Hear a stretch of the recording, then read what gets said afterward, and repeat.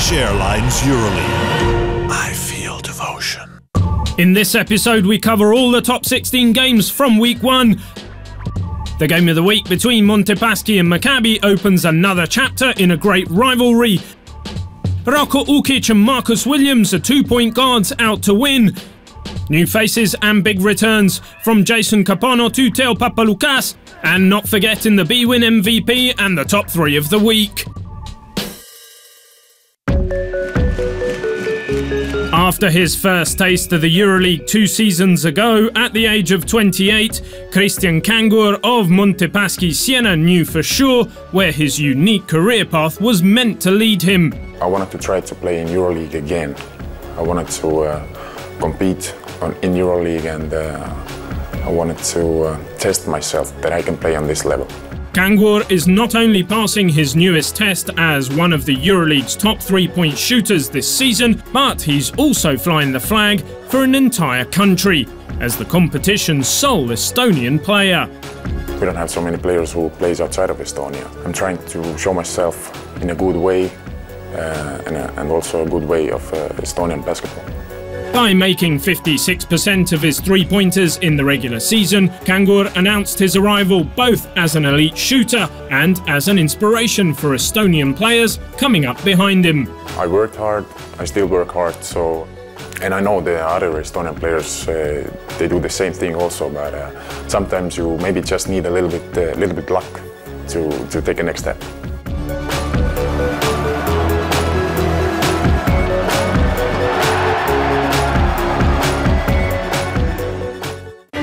Montepaschi Siena and Maccabi Electra Tel Aviv met again in Italy 1 month after their regular season game. That time, Siena won by 2 points in one of the most spectacular games of the year. Meeting again in the top 16 means that both coaching staffs worked very hard to make adjustments, and the players are taking it a little bit personal. That's why everybody expected a great game, and the hosts showed that they were ready to take on the challenge. The regular season's top scorer Bobby Brown scored 8 of the first 10 points for the Italian champions. Then came Cangur off the bench, who started the second quarter with a 3-pointer to give his team a 7-point lead, 25-18.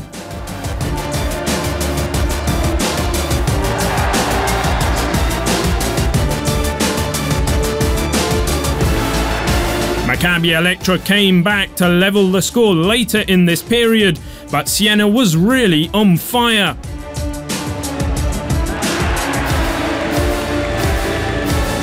The Italian team displayed a great defensive effort, and the performance of the backcourt and the amazing veteran Thomas Ress made all the difference.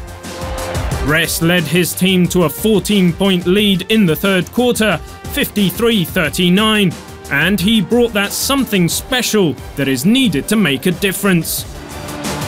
Despite an honourable losing effort by Sean James, who scored 18 points, adding 6 rebounds, Montepaschi started their top 16 in the best way possible, in Group F, taking a solid victory, 79-69. Scoring 18 points with 5 rebounds, 3 blocks and 2 assists, coming off the bench, Thomas Ress was also the player of the game. They stayed concentrated for 40 minutes, we played 40 minutes long, so it's a great victory. He set several career highs in this game, including an index rating with 24. In Siena, he is more than just a player. He's an example. I had a lot of fun. Made some good shots. We played tough. We played like we want to play every day, every night. Now playing in Siena for the 6th season in a row, Ress is the perfect link between the winning program of the past years and the new path set out by his team.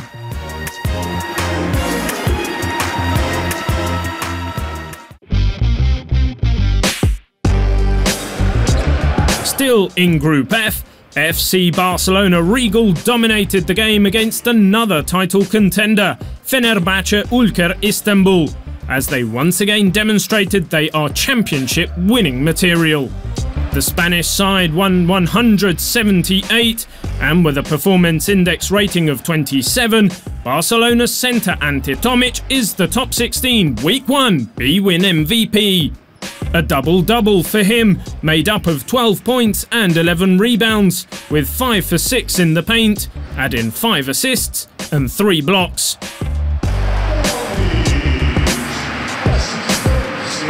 This isn't the first time that Ante has been awarded. It already happened in Week 7. That time, he shared the honour with Real Madrid's own Rudy Fernandez. This week's performance is even more impressive. Not only is he the best player of the week, but he managed it by playing only 20 minutes.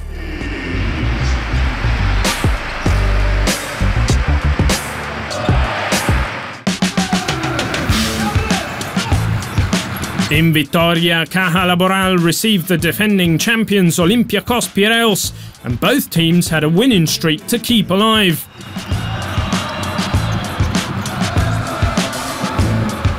Since the arrival of Zan Tabak as head coach, the Spanish team is one of the hottest in the Turkish Airlines Euroleague.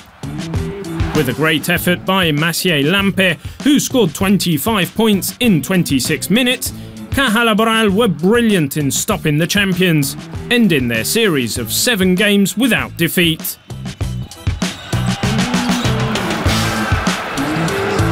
The Spanish side won 82-74 and finally managed to win over the Reds in their 3rd matchup this season. This was Laboral's 4th victory in a row and also demonstrated the new frame of mind of this team. Thomas Hurtel contributed with 13 points and 7 assists, confirming his progress, shutting down Vasilis Spanoulis' 18 points.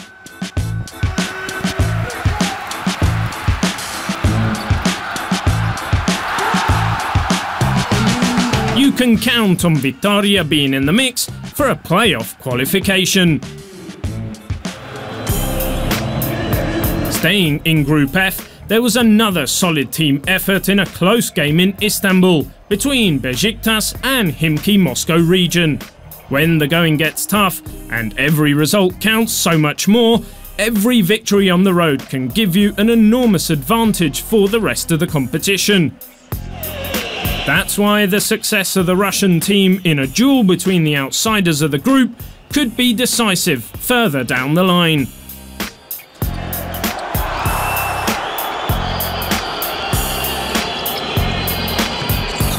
Guard Vitaly Fridzon led his teammates, scoring 12 of his 20 points in the 3rd quarter to build a 12-point lead, 65-53. Then Kelvin Rivers and Sergei Monya scored from outside to keep a double-digit lead, and Beşiktaş could not get any closer than 2 possessions, finally losing 80-75 despite a 20-point performance by Patrick Christopher.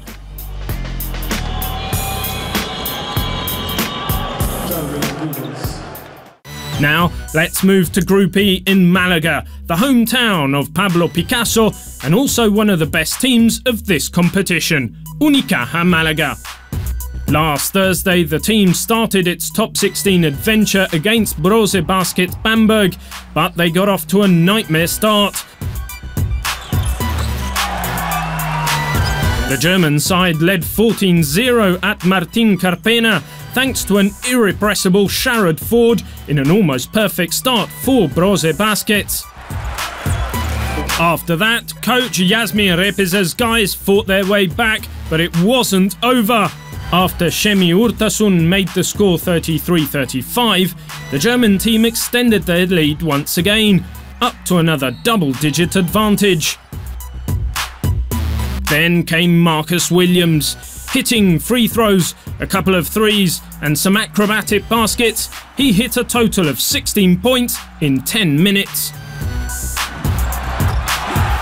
His strength comes from his self-belief and the work that he's doing together with his teammates every day at the gym. His coach constantly reminds him how important it is to pay attention to every detail of his work. He's always telling us just to be mentally tough. You know we may be tired, but if you're strong in your mind, then you'll be fine on the court.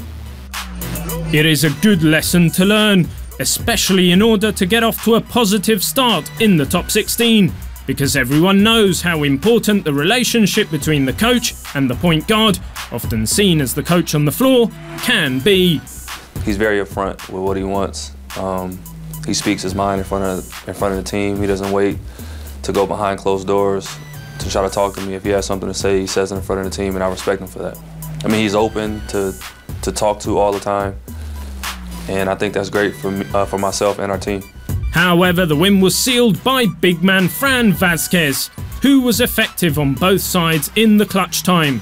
He put his team ahead with a dunk, 82-80. Then, he allowed his team to keep a 2-possession lead with a decisive block. In the end, Unicaja won 85-82. An individual cannot win on his own. This is a team effort and a team game.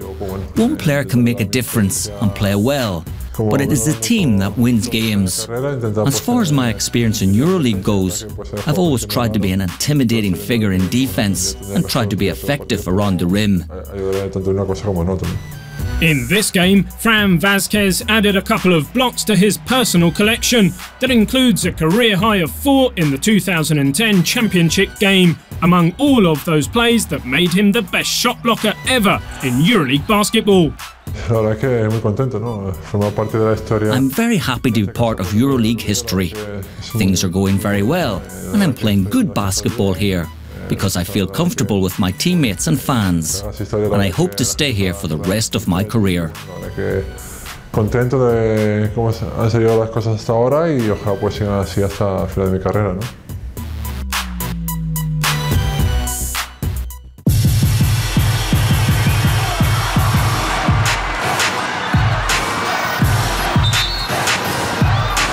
Hello Euroleague fans, follow us on Twitter at Euroleague.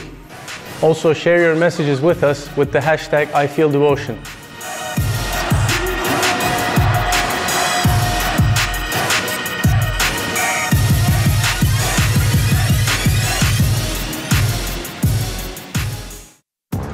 In the same group of Unicaja, 6-time Euroleague champion Panathinaikos Athens will attempt to make their way to the playoffs.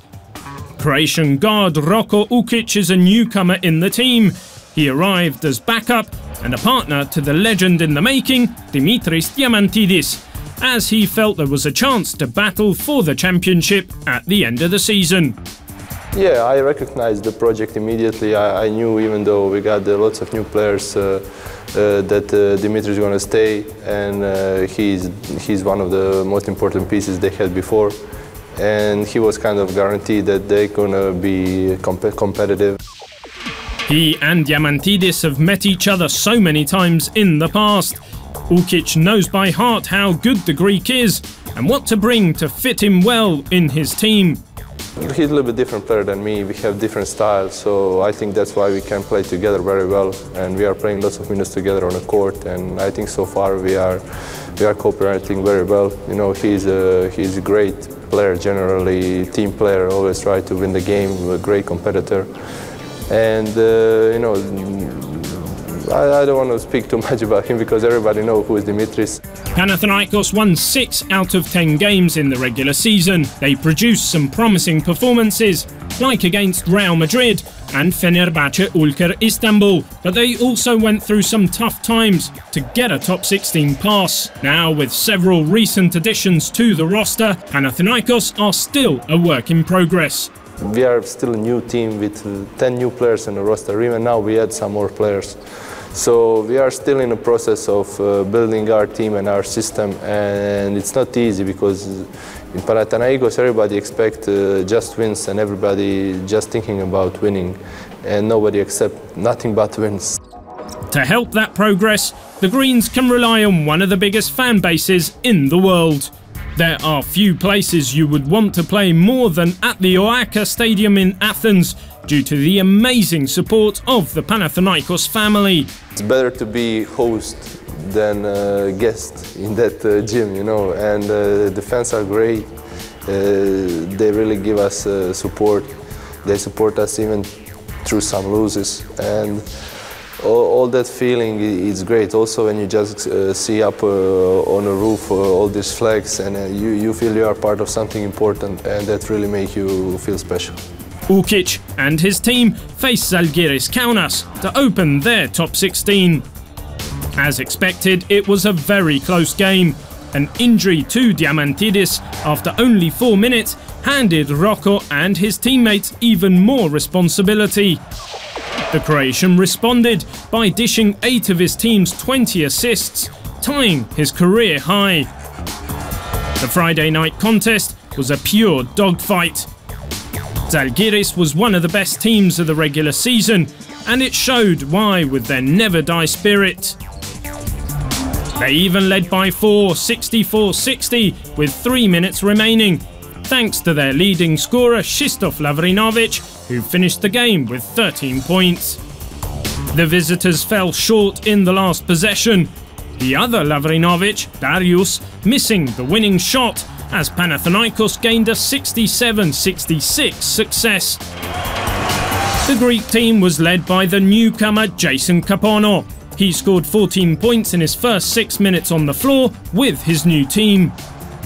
He finished the job with 16 points with 4 from 6 from behind the arc, which is his calling card, adding 2 assists, including a crucial one for Stefan Lazmet in the last minute. A perfect debut for the American sharpshooter. Now that Kapono has been officially welcomed as a new member of the Euroleague basketball family, it's now time for a huge welcome back to a great champion, as he's playing again with CSKA Moscow. Theo Papaloukas once again crossed paths with coach Ettore Messina 4 years after their first experience, and he couldn't be happier. At the time, Papaloukas explained how the Italian coach helped him to become a top-class player and win a Final Four MVP award when the two first worked together. With Mr. Messina, I think I had the opportunity to become a high-level player because he gave me more responsibilities in the team. Papaloukas only played 5 minutes in his new debut as a CSKA player, while his team defeated Anadolu Efes Istanbul thanks to a strong team effort, with a stunning 25 run in the last quarter. The game finally ended 90-71. It wasn't a big contribution by Theo, but it doesn't matter, at least not for now. CSKA is something more than just an ordinary team for him, and he'll hopefully have the time to prove it. This is what he once told us when he was wearing the very same jersey earlier in his career. I'm feeling like a part of the family of CSKA, and that's the most important. I think we have found the right chemistry, the coaches, the club and me, and I hope this cooperation is going to work successfully as long as it takes. If Papaloukas went back to his former club, some other top 16 players went back to the country they had already played in. One such person is Omar Cook, who moved from Italy back to Spain at Caja Laboral. The former point guard of Valencia played his first game against Olympiacos 2 weeks after facing them with EA7 Emporio Armani, and this time his team won. In almost 17 minutes, he made 3 assists and 1 steal.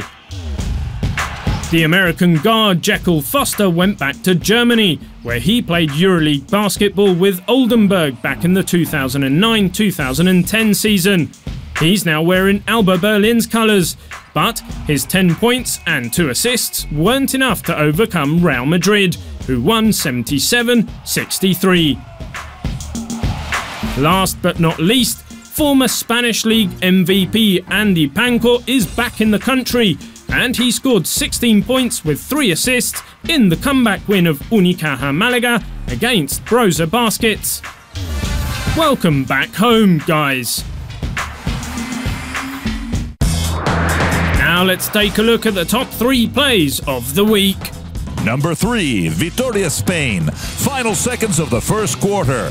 Andres Nocioni of Caja Laboral gets the rebound and goes all the way for a buzzer-beating basket.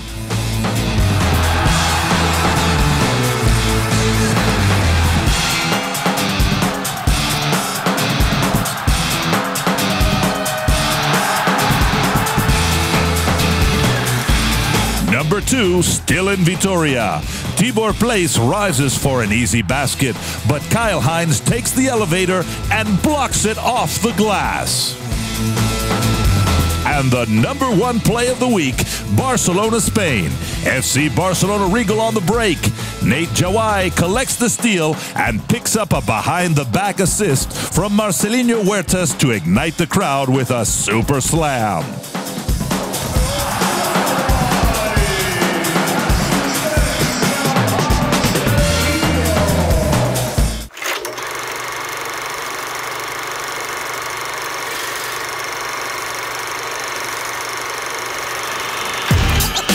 A lot of things have changed since last year at Zalgiris Kaunas and Unicaja Malaga.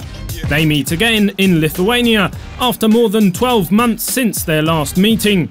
That was week 7 of the 2011-2012 regular season. It was a very close game. The hosts started very well, taking a 13-point lead moments before the end of the first half. But Malaga came back with an amazing 15-3 run to lead 65-63 in the last quarter. Then came Sonny Weems. He scored the first double-double of his Euroleague career, including the dunk that gave his team victory. Will we get the same intensity on January 4th in their first meeting of the new year? Maccabi Electra Tel Aviv has sweet memories whenever they meet Caja Laboral Vitoria. The next opponents of the Israeli champions on January the 3rd is the same as the final in 2005, when the Yellows completed their back-to-back. It wasn't an easy task for the team, then coached by Pini Gershon, but Sarunas Yazikevicius led his teammates with 22 points, 6 rebounds and 5 assists. Luis Scola scored 21 points and grabbed 9 rebounds in a losing effort for the Spanish side. None of the players who featured in that game are now wearing Tel Aviv's or Vitoria's jerseys, but we are sure that the new stars for both teams will be ready to honour that rivalry. That's it for now, but before we leave you, let's take a look at the next game of the week. One of the most intense rivalries in the Euroleague this century will have a new chapter written as Anadolu Efes Istanbul and Panathinaikos Athens square off in the next Turkish Airlines Euroleague Game of the Week. These teams forget their rivalry while testing each other in 9 top 16 and playoff games over 4 consecutive seasons between 2005 and 2008. The very first of those games to open the new 3-game playoffs phase in 2005 set the tone between them. Efes forced overtime in Athens on a putback at the buzzer from Henry Domikant, but Panathinaikos hung on for a 102-96 victory in extra time. Efes was strong at home in winning Game 2 behind 24 points from Willie Solomon, but Panathinaikos went on to take the series 2-1 as Jakalakovic starred in the do-or-die 3rd game. A year later, each one on the other's court as they advanced together on point differences from a 4-way tie in the closest top 16 group ever. Granger stroked 27 points for Efes to win in Athens, while Kostas Tsartsaris starred as Panathinaikos got revenge in Istanbul. In 2007, Panathinaikos swept their top 16 games on their way to their first Euroleague trophy in 5 years. But a year later, in their 3rd consecutive top 16 together, Efes won another game to help keep Panathinaikos from repeating as champion.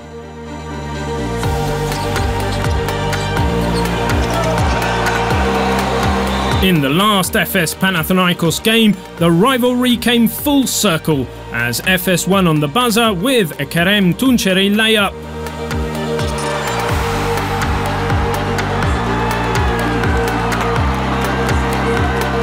Tunçeri and Sinan Güler remain on the Efes roster from that game, while Panathinaikos has leaders Dimitris Diamantidis and Kostas Tsartsaris still in uniform.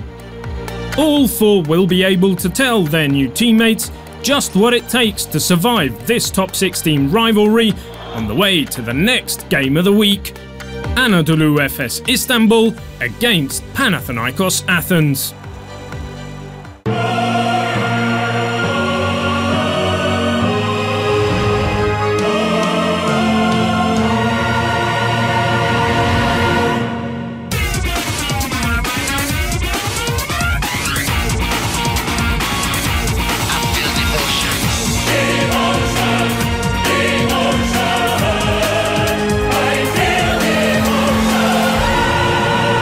Turkish Airlines Euroleague. I